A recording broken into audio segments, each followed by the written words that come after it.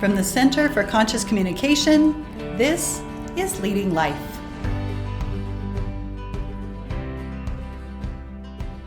Hi everyone, my name is Stacy Caruth. I'm the founder of the Center for Conscious Communication, and this is Leading Life, a podcast spotlighting women business leaders who are making a difference, following their passion, and challenging the status quo. Today, my guest is LeAnn Miller. LeAnn is the executive director of the Casper Community Greenhouse Project, a nonprofit whose mission is to build greenhouses and educate and foster community. She's also the project director of Fresh Foods Wyoming, a company whose mission is to provide access to fresh and local foods through a CSA, farmers markets, and local deliveries. And if that isn't enough, she also started Eat Wyoming, something that I'll ask her about in just a minute. So welcome, LeAnn. Thank you. It's great to be here. LeAnn, this is quite a list of titles. You have a lot going on in your life. Seems like you're making a really big impact when it comes to local food. Can you say a little bit more about Eat Wyoming and then maybe looking at all the different hats that you're wearing in this business as well? Well, I'd love to. Actually, everything kind of ties together. It kind of comes around full circle in that the whole purpose is to bring local foods to help the sustainability of farmers and to bring that to the consumers who really need it or want it. Local food, of course, has many attributes as less traveled, more nutrition. We sustain our economy. I mean, there's a multitude of things that happen with that. So the mission has been, for the last 10 years to work on a project that would help connect consumers with producers. So Eat Wyoming specifically was kind of born out of COVID.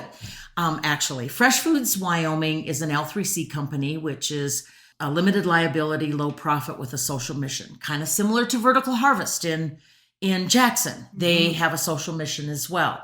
Our mission is that we help our farmers be sustainable and we connect good local and nutritious foods to our consumers, that they have access to it. And so we do travel all over the state. And with that, when COVID hit and everyone was doing online markets, Fresh Foods, it was the distribution, was picking up the vegetables and then bringing them back and creating veggie boxes, etc. Well, when COVID hit and everyone was doing online marketing, we created a statewide virtual online market so that people could connect with their beef producers, the lamb producers, the vegetables, the CSA, the veggie boxes, all of that would be available to them. They could connect with their dairy, and it all just seemed to fit perfectly, the timing of it at that time. So that's where Eat Wyoming kind of was born. And so now we literally have orders that come from all over the state, and we pick up and deliver all over the state. So we make regular runs on a regular basis. Wow. So you have drivers now, I think, if I'm correct, because I know for a long time you were delivering as well as all the other things that you were doing. You were showing up at my house to deliver. That's true. At the very beginning, I was doing the deliveries as well and traveling across the state. We now have a couple of delivery drivers or pickup drivers. So we make regular trips to the Bighorn Basin, which is where we get a lot of our produce, because we just found that there are pockets of excellent growing areas, and then there's larger pockets of population. It was interesting because we actually did a study that showed Natrona County, we started with Natrona County, and it showed that while they had a lot of people who were interested in buying local produce and et cetera, we just didn't have enough large scale. When I say large scale, they're all small farmers because the vegetable producers in the state all grow on less than 5 acres. So we don't have any large vegetable producers, which I hope we can change in the future. But at this point, we get an amazing amount of awesome vegetables out of 5 acres at this point. But what we found was they had low population and didn't have markets for it. So that really fit into very well with what our mission was. So we make regular trips to the Bighorn Basin. We then transport goods to the Fremont County, Teton County areas. We go to Albany and Laramie counties.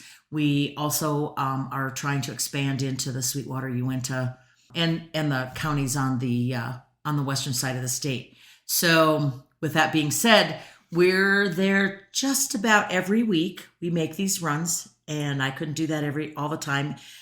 Who knew I would be a logistics dispatcher at, this point in my career, so to speak. But that's a full-time job in itself. And so I have some great drivers who do all the driving around and deliveries. Not to say that I don't pick up one once in a while so I can stop in and visit with all my people. Oh, well, everyone loves to see you. I know I do. Well, thank you. So it was 10 years ago, I think, when I watched Food Inc. And I had this idea that a CSA couldn't be done in Wyoming. Now, it may have been more than 10 years ago. I know you've been doing what you've been doing for about 10 years. But where you live in not a very fertile state. So did that seem like an obstacle to you? It was huge. It was a huge barrier. I really wanted to create a CSA. Our group of people, basically, the doctor in the group, said we need better nutrition. How do we do that? We really need to create more nutritious opportunities for people. And Wyoming is a huge state with lots of traveling between it. And so it was a huge barrier. But what we found, and I have to tell you, it started small. We met at a career day of all places about 10 years ago with a farmer in the Bighorn Basin who was talking about farming. We were talking about nonprofits and how do we move into that. And when we met them, they said, well, we have product that we can't, we have more product than we know what to do with. And we hate to see it go to waste. And we said, well, we'd like to create CSAs or a veggie box. It's kind of morphed from a CSA into what we call a veggie box. Mm-hmm. We started out with 10. I'd go up there. I brought 10 back. I am currently doing 85 boxes. Wow. In the winter, I do every other week. In the summer, I do it weekly. But we are, so in that 10 years, it's grown. We have some very loyal customers who love what they get. It's like Christmas. I'm glad I don't know until the day of that. And then I get to try all kinds of new vegetables, but it does give everyone an opportunity to access such great food. But it has been a long time in coming because there is so much travel that has to come between it, because we really did find that, as anyone knows who lives in Natrona County, we have huge soil amendments that we have to do, because we have such different ground and different soils in different parts of the city, of the county. The weather is unpredictable. We have a very short growing season. And the wind is another. So there's lots of barriers in the growing part. But we have a population that's begging for it. And then you go to some of the places that are a little more, I call them the banana belts of Wyoming. They're in between the Bighorn Basin. It's between two mountain ranges. They have excellent soil. They have a little longer growing season. So that makes it, they have a little different type of weather in the summer. So they grow excellent peppers and things like that because it gets hot at the right time. And so those things were all taken into consideration. Well, but they have very low population. So what do they do with the things that they grow? And that's really where this collaboration was born, is let's partner with these farmers. Let's bring their produce and their products, to an area that has a larger population. So we started out with Casper. It started out slow and it's grown. Now we're trying to do that over the entire state so that everybody has access to those. Wow. How great for Wyoming. We've needed this for a long time. So you said when you talked to the farmers, that we were proposing, sharing their produce in Natrona County, or, starting these veggie boxes or CSA. Is there someone that you started with? Oh, absolutely. While I do the day-to-day and every day, and I'm they're answering the phone and I make a lot of the connections, really the vision was started by a doctor who said, hey, in order to fix the health of our people, in order for us to become a healthier society, community, etc., if we eat better, if we have access to better food, this will help create healthier communities. And so there was a group with the Community Greenhouse Project. When it started, there was a group of people who all thought very similar, shared the same vision, and thought if we can just teach people. So the Community Greenhouse Project really is all about education and educating. And so we said, okay, we're going to build, where can we make the most difference? So that project strategized that if we build greenhouses as a classroom at elementary schools and get young kids to see that if they grow their own food, first of all, it hasn't traveled thousands and thousands of miles, so it tastes better, it tastes fresher. It's just, a little different than what they're used to. Mm-hmm. That if we can get them to say, oh, I can grow in one container, or I can grow in a garden, or I can grow in a field, those sorts of things. And we started with elementary schools because if we change their habits early on, it translates into their adulthood and they just become a healthier community. And they also kind of convince their family and parents, oh, let's grow our own tomatoes, or let's, so our plan was we want everyone to have a garden, but we do have those obstacles. We don't have, sometimes there are obstacles in gardening. So, then there's community gardens, there's your container gardens. But from that, then we then started to collaborate.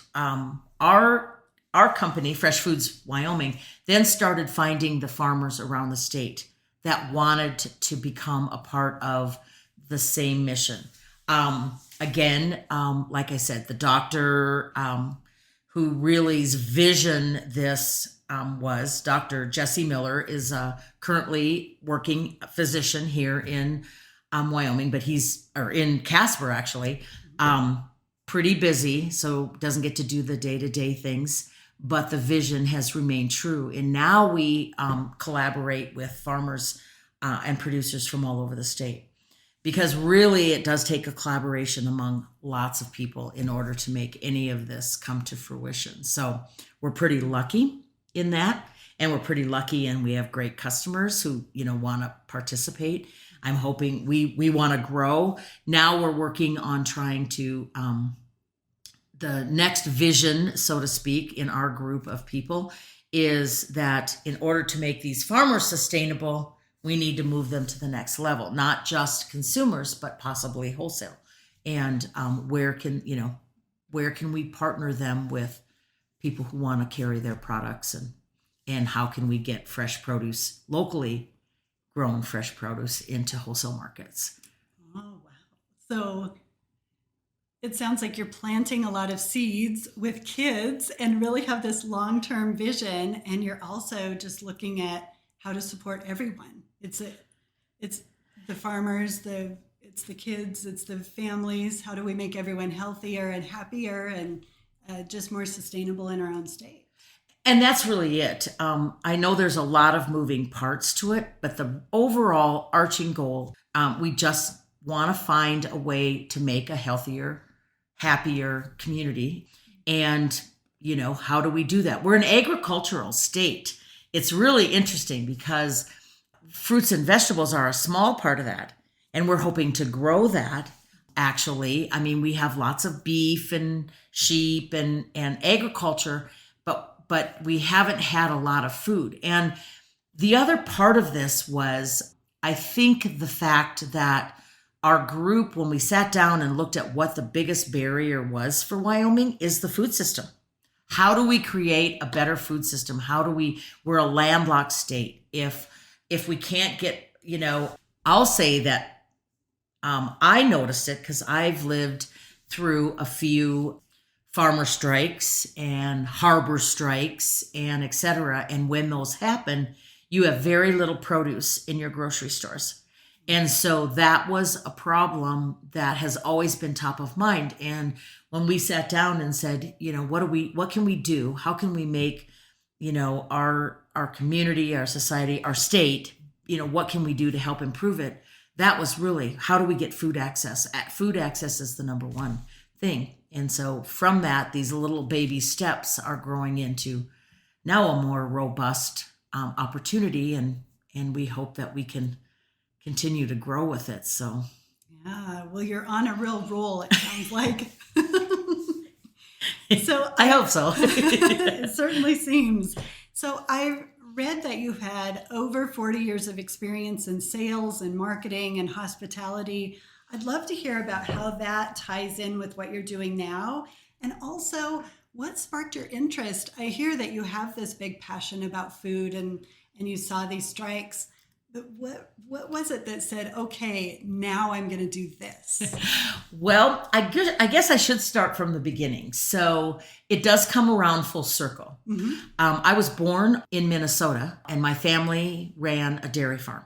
So I have an agricultural background, and it was a large dairy farm. We did, the big silver truck came and filled up with the milk, and my grandmother did 1,000 chickens, and we had huge egg production, and we always grew our own vegetables. We, fall was the time when we harvested everything, we canned everything, we preserved everything, we, all of that. So I have a built-in agricultural background, so to speak. But I moved to Wyoming in '69 when I was a teenager, which probably tells everybody how old I am. But the fact that when I came to Wyoming, it was much harder. I came to Nashona County. It was much harder to grow.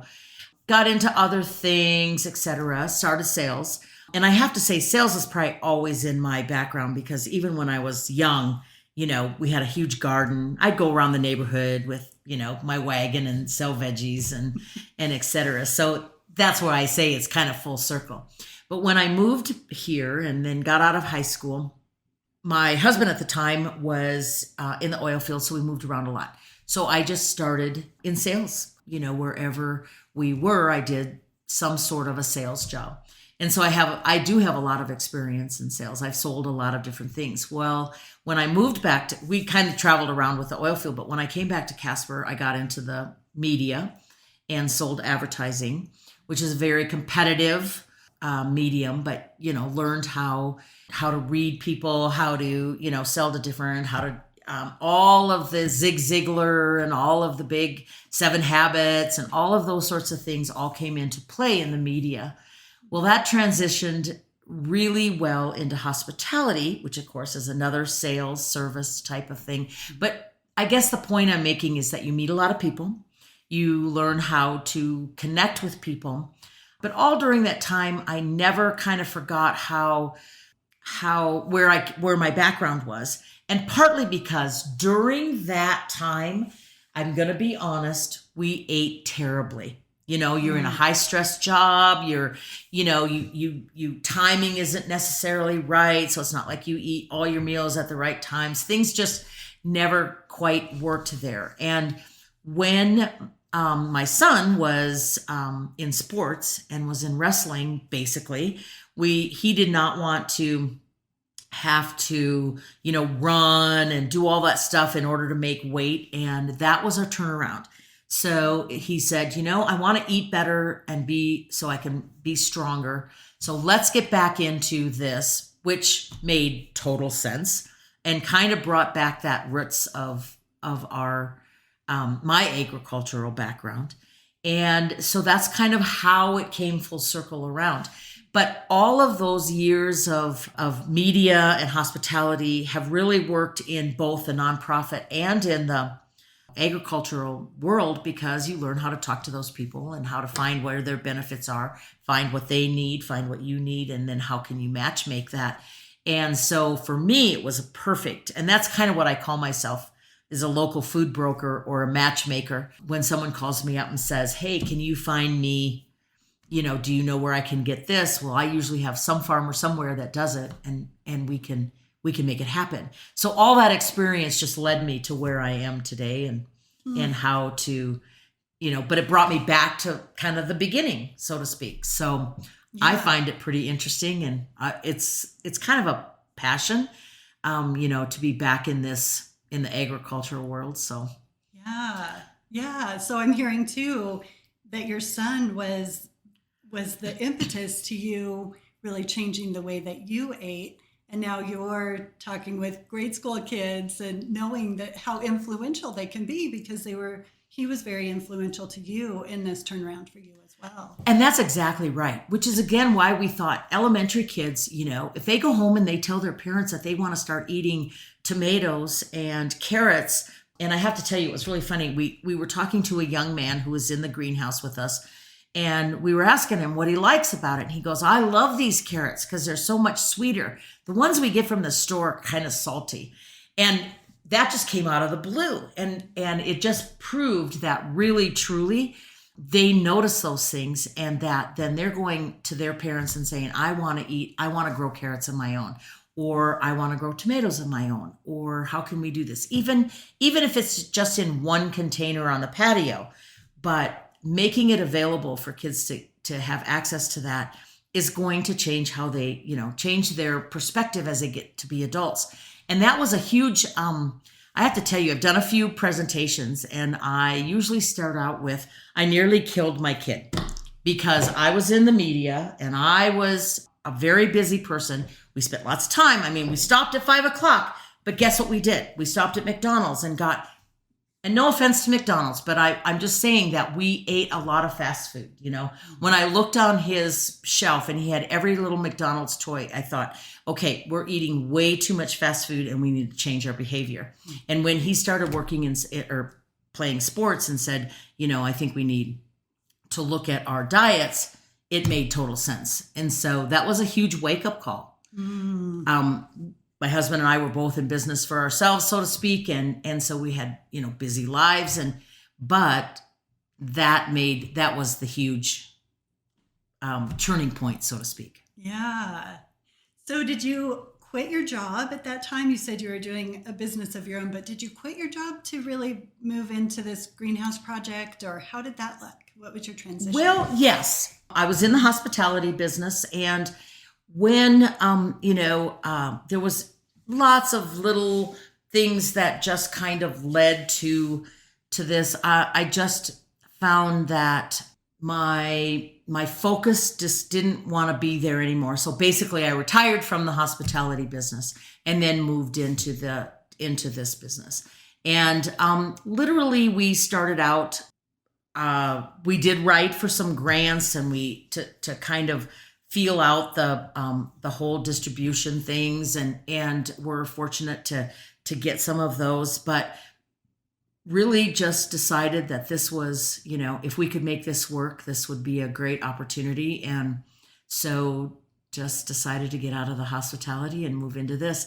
And I've really never looked back. It's been awesome. We've had a great time. We've got some excellent producers. We've met some great people, and we have formed some excellent relationships and some collaborations with groups of people I never really thought we would do, but we we are making some deliveries now that are amazing. I mean, we've gotten into some wholesale markets that will help catalyst to the next level, and it takes time, but they're finally coming to fruition. So I think we're on the right track. Yeah. Of all of this, because there's just so much that's happening for you, what are you most proud of to date? Well, the fact that we've grown our fresh foods CSAs to 85 is huge. Mm-hmm. We're hoping by the end of this year we'll be at 100, and that in itself, that the logistics of that is really good.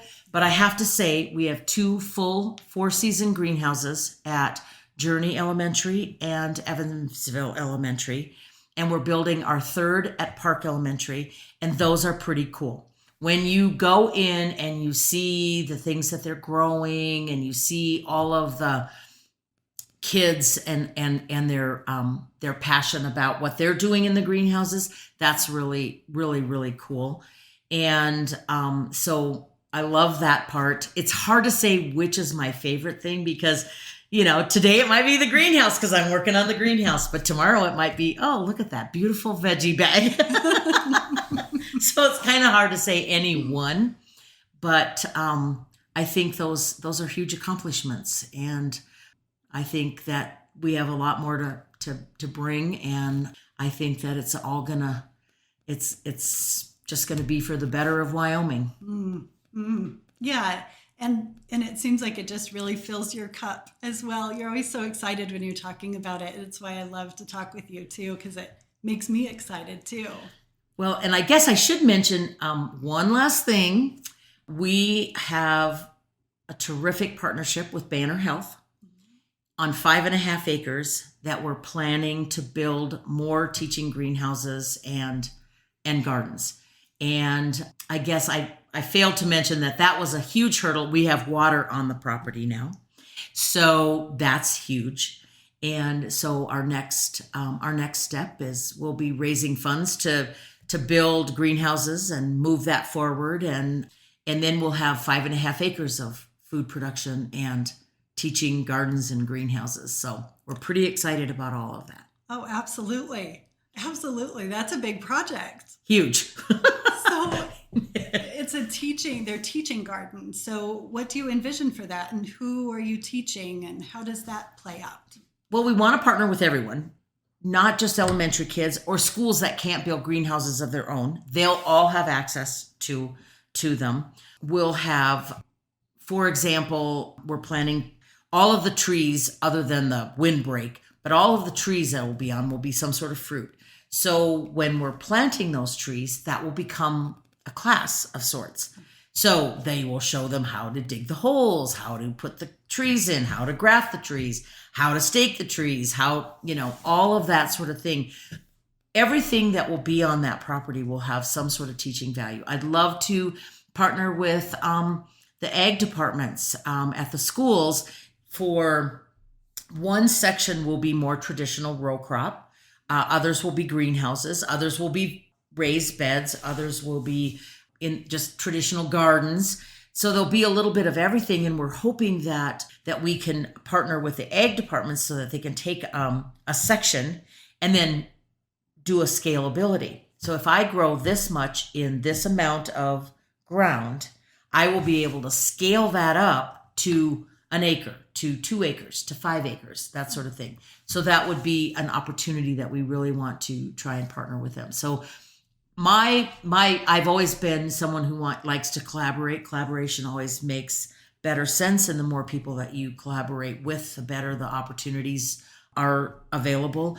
And so we're hoping to really do, we have 4 basic programs: farm to school, farm incubator, community gardens, and then and I just lost the 4th one, but the plan is that every person has an opportunity to learn and from something on the 5.5 acres.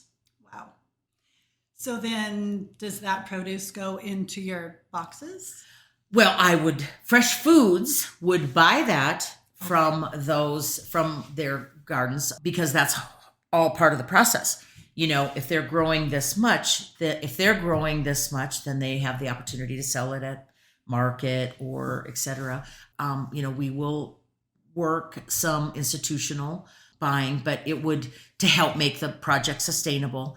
My company, Fresh Foods, would definitely buy some of that produce from some of these groups in order for them, to put in the boxes. If that's, we do kind of like that they grow sustainably and regeneratively, which is another huge area that we like to educate on. And so that would be the plan. Yeah. Okay. So my mind is going to school lunches for some reason. So does any of this food, this good, healthy, more delicious food, go into kids' school lunches? Or is there any plan for that to be something that we might see in the future? We are working with the Wyoming Department of Education.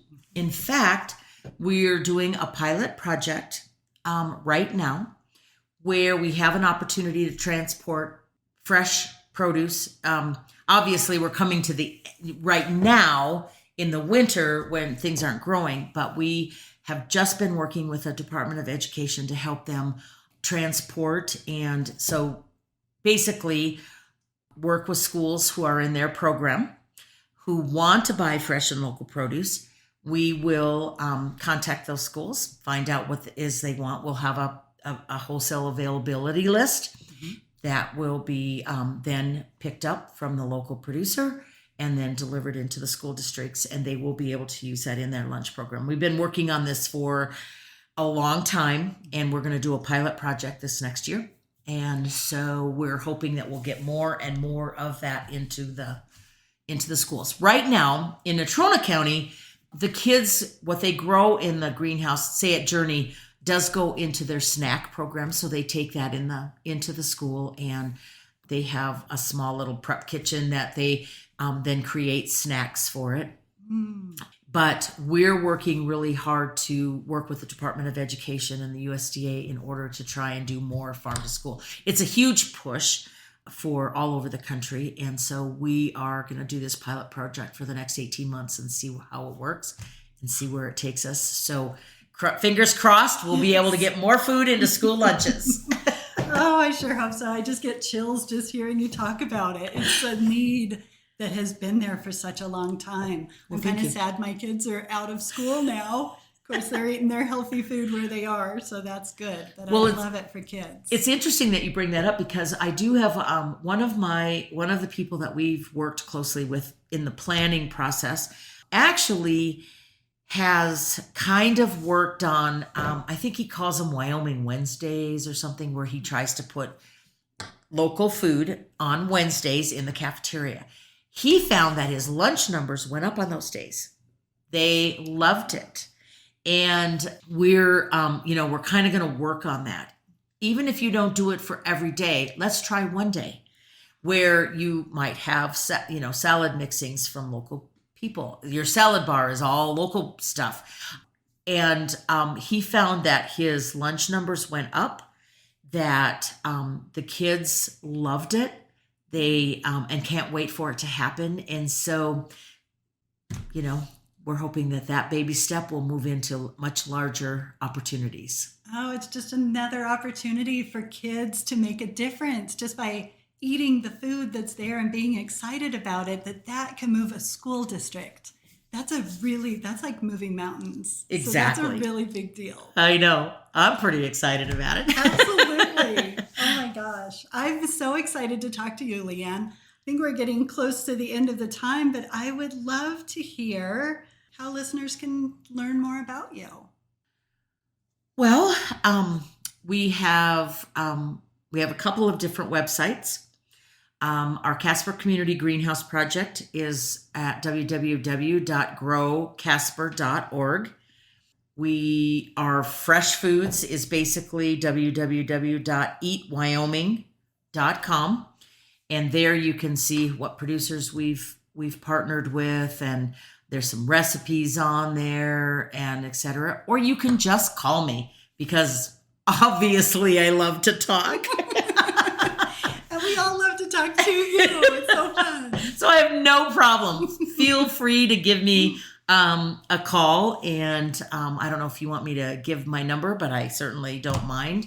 I can leave all of that in the show notes, actually. Yep, so I'll include your number so people can give you a call. That would be awesome.